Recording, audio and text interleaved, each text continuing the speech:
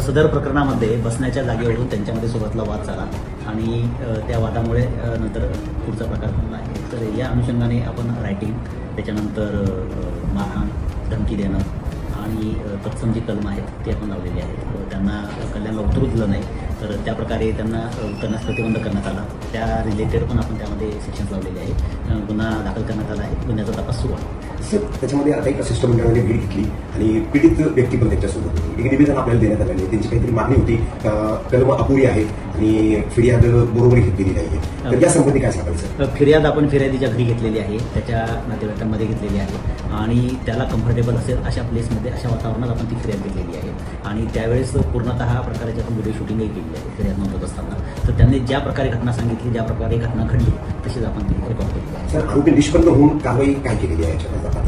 आपण अद्याप आता 3 आरोपींना ताब्यात घेतलेला आहे, पुढील कारवाई करतो। काय माहिती आहे सर ठिकाणची? बॅकग्राऊंड काय त्यांचं, कुठले आहे काय? अजून त्यांना आपण हे नाही करतो, ॲग्रोवेट काय केलं, त्यांना ताब्यात घेतलंय, पुढील कारवाई सुरू आहे। या संदर्भात कल्याण जीआरपी पोलीस गुन्हा दाखल करणार असल्याची माहिती पोलिसांनी दिली आहे। या व्यक्तीनेही समोर येऊन आपण व्यवस्थित असल्याची माहिती दिली आहे।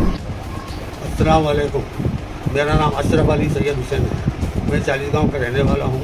आज अल्हम्दुलिल्लाह मैं हयात हूँ। आप लोग जो अपनी कौम वाले जो मेरे लिए फिक्र कर रहे हैं, मैं आपका बहुत बहुत शुक्रिया अदा करता हूँ। और आप मेरे लिए आपने जो किया है, मैं हयात हूँ, आप कोई ऐसा गलत कदम ना उठाए, मैं आपसे इतनी इल्तिजा करता हूँ।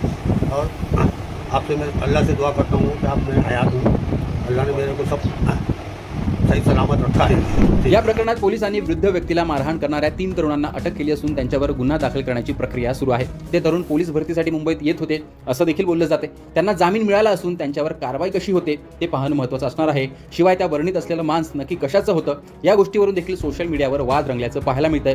पण एका वृद्ध व्यक्तीला संशय व्यक्त करून इतक्या बेदमपणे मारहाण करणं, यामुळे त्या तरुणांवर संताप व्यक्त केला जातोय आणि पोलिसांनी देखील आता त्या तरुणांना दणका दिलेला पाहायला मिळतोय। ही घडलेली घटना याविषयी तुमचं मत कमेंट